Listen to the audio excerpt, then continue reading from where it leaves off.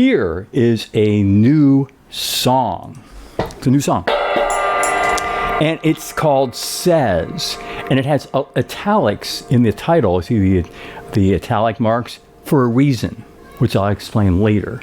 But this actually is a word that is in the song. It has to be said. It's a very important part of the song, and I'll show you that later.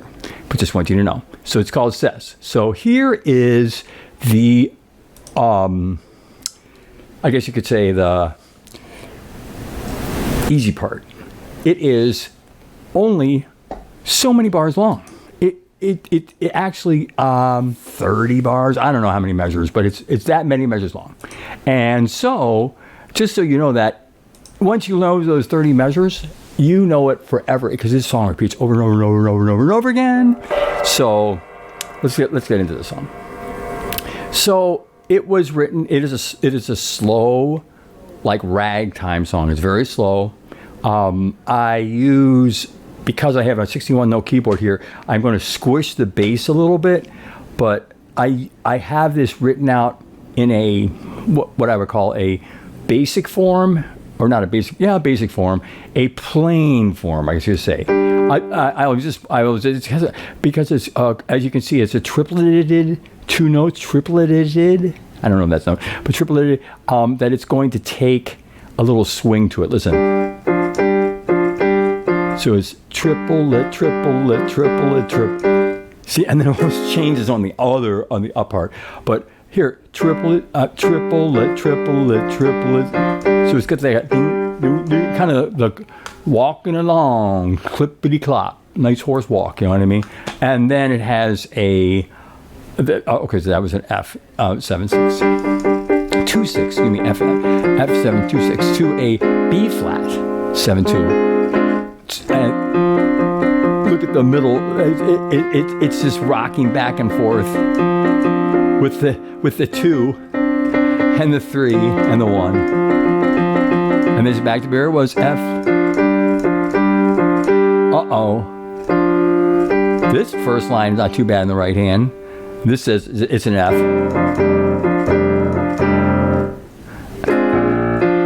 Then it switches to B flat. B flat 7/2. 7/2. F2/6. What is all these notes? It's a two-handed riff.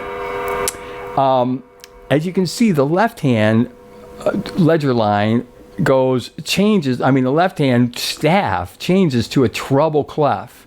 And of course, ledger line's even higher from the treble clef, using a B flat, a B flat, a B flat. But if you look and you line it up, it's in between these notes. So it hits. So listen, what it is a B flat augmented. But I put a note in there, B. So it's like kind of a B minor with a B flat. Yeah, it's a B minor chord, a B flat, but not together. Well, that sounds scary. But what if you broke it? In other words, all broken. But I'm only hitting the left hand with B flat, and the B minor chord is broken apart, but it's playing in the right hand. So the left hand is hitting the B flat, and the right hand is playing the B minor chord. And what if you move that block by block? Oh, that's fun, nice riff. So what I'm just locking, B flat 7, F7, F2/6. Listen, on B flat 7, 2/6. What I'm going to do this, a quick riff because it's easy. Just going with your right hand and with your left hand. It crosses over at the very end. Watch. Left hand. Left hand. Isn't that cool? And then it goes right back to the beginning. And B flat 7. And it has a little resolution. And then it goes into, that for me is like the verse. And then it kind of crawls into a kind of a second part of a verse. Yeah. It's an E flat 2/7. And then into a D flat 7/2. Still rocking, breaking apart with a crush on the top and to a thumb note. And then back to the E flat 7/2. What is this? This is another riff that looks so hard, but it's really not. Well, what it is, it's a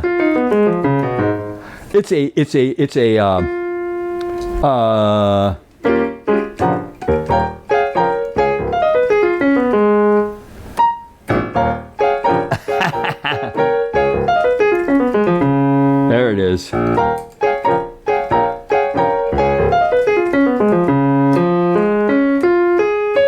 But it has a 7 in there. But it's basically a D flat.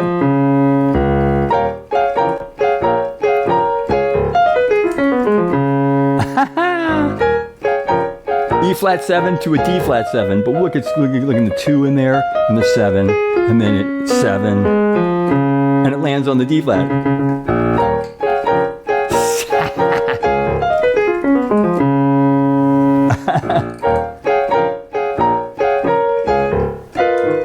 Just rocking back and forth. And then E flat. It's going to climb even further. It's keeping on climbing to a C7 flat 9. Now remember, in Studio E, we use 2s. We don't use 9s. Not just to play 9. We just use 2s instead of 9s all the time. We use 4s instead of 11s. We use 6s instead of 13s too. Okay, but anyway, 2 instead of 9. So I do use flat 9 or sharp 9, because in a sharp 9 you have that. In a flat 9 you have that. And so with a C bass. In this case, it's a flat 9. Now watch how it's grouped.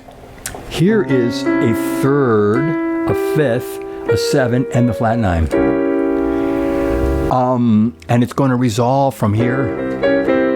So it's going to really come down to a C7. From the dramatic part of the flat 9 down to the 5. To the 1.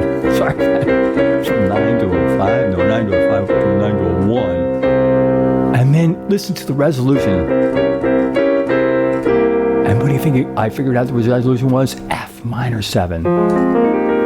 Isn't that pretty? F7-2. Look at me breaking the F7. Listen to that again. Sorry. Here's the C7 flat 9 with a walk from C7. Isn't that pretty? And then let's go down to a major 3rd. I love going to major 3rd in a shift. Here's a D flat. Look at this one. A D flat 7 plus 4. Plus 4. And then the C major 7. Watch the C major 7. Maybe I'll have to start it way down. Look at the size of the keyboards. That's what I'm talking about. The size of the keyboard makes a big difference when you're trying to play. This is the riff I'm talking about. Oh, I just want to... Okay, here it is. Now this right here, it hits a C major 7-2. C major 7-2. And remember, I can add it everywhere. It appears. C major 7-2. Now, if I take all those notes and I just break them apart, here's one of the versions here. And I land on a G. Let's see if this is a G. This is a C. This is an E. This is a B. This is a D. This is an F. This is a B. Oh, okay. So it ends on a B. This is a B up there? I don't know. It looks like... No. Oh, C. Oh, yeah. Yeah. So it's coming off of a D7 2 plus 4. Remember, just the root in the 5th of D flat here. and then hits that C major 7, and here's the riff. All right, so let me break this apart. So this is the riff I'm talking about right here. So this one goes way up to a G. Comes off the D flat 7, 2, plus 4,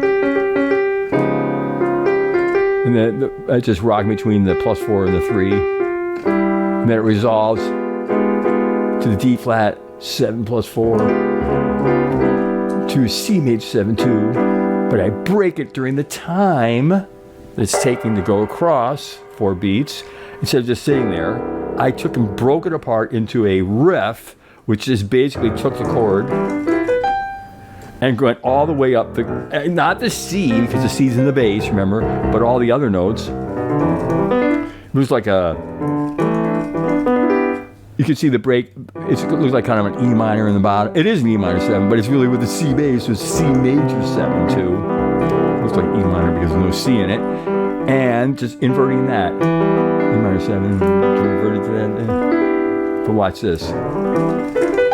And landing with your little finger finally on a G. And then going to I'm going to take it back a little bit just to show you that it happens twice. Here it is, the first time, that C7 flat, coming with the F minor 7, and then the D flat 7 plus 4, resolving into the C major 7 2, which I then riffed up the keyboard, broken. And that's this right here during that time. Then I'm coming back to the C7 plus 9, F minor 7, and then instead of that, I'm just gonna go up the keyboard. Watch this.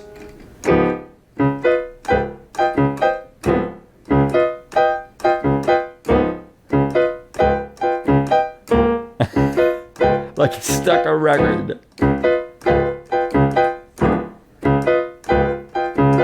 Look at that. It's skipping the octave. Just taking it by a block. It's taking a D flat 7 plus 4, that chord, and just going block by block. There it is. Remember, we write in the key of C because we let the computer do all the work now, and so we don't have to remember anyways, back where our key signature is. So everything's in the key of C, so it gets remarked every time. But if it's not marked, it is not needed to be naturaled. And also you can flip between flats and sharps very quickly. So that's the other greatness of the computer and greatness of the writing out these days. And so in this D flat 7 right here, the plus 4 is just written as a G, because it is a G. That's correct notation. And just looking at the bass line, don't even look at those middle chords, just look at the root fifth. Is it root fifth? Sounds great, right? So it's really like, I guess it's really not a chorus verse song, because we're getting very close to the end here, the end of the first time or whatever. So here I am playing along here, and I'm playing Clippity Clop, B flat 7, and then the B flat the second time I do the riff. During that time, 2, 3, 4, come back to the Clippity Clop of says B flat 7 2, F6, then the no chord with a opposite motion thing happening. In other words, the left hand is going down and the right hand is going up. Correct chordly, but yet there's a no chord. We're just kind of thinking in individual notes to climb to what? To climb to an E flat 7. E flat 7. The E flat or a B flat or an E flat. You can see it right here. Don't look at the chords in between. D flat. It goes from an E flat 7 to a D flat 7. And look at that squish of the 6. It's legal sweet note in D flat, and the D flat 7 with the 2, and then look at that E flat 7 flat 7. What is that? Yes, that is a riff of flopping over the D flat 7 chord. I wish I could light all those notes, but I'm just going flat because it goes kind of sharp or flat. Sorry, it goes flat, letter, flat, letter, flat, letter, flatter. And it's flatter. It is so cool because it goes in a rhythm.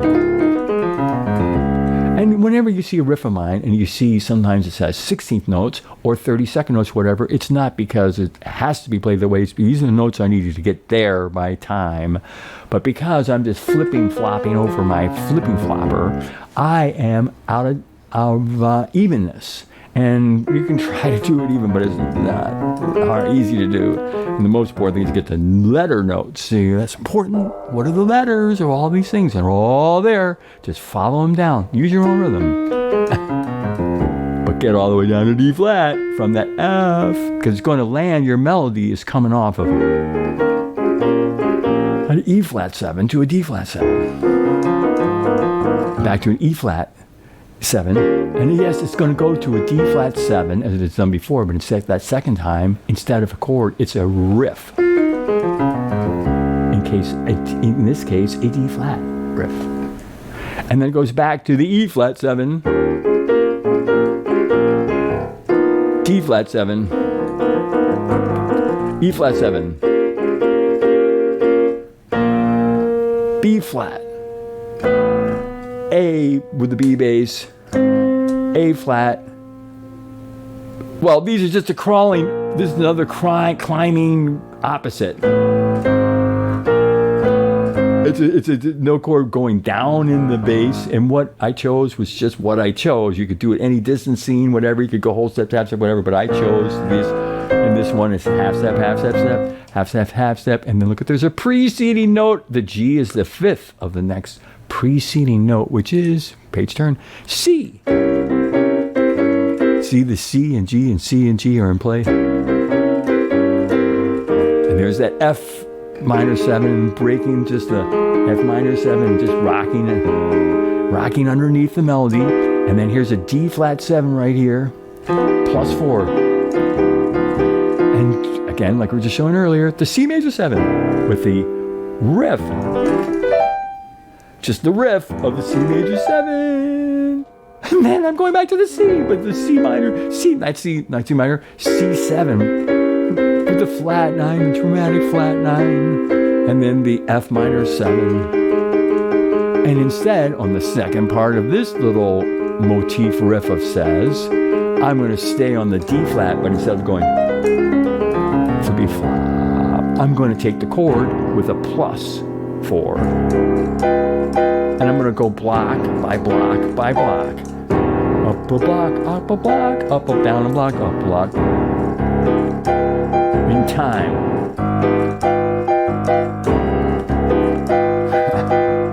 And then I'm going to stop. And I'm going to say the word says. The name of the song. And go back to the beginning. That's the whole trick of the song, is to get to this D flat 7 plus 4 going block, and then all of a sudden stops. Says. Everyone in the whole room have to say says. And there's another section to this that I am going to tell you about. But at first, you have to know this, and it's even marked in the music, is where you say says within 4 beats, because you have to get right back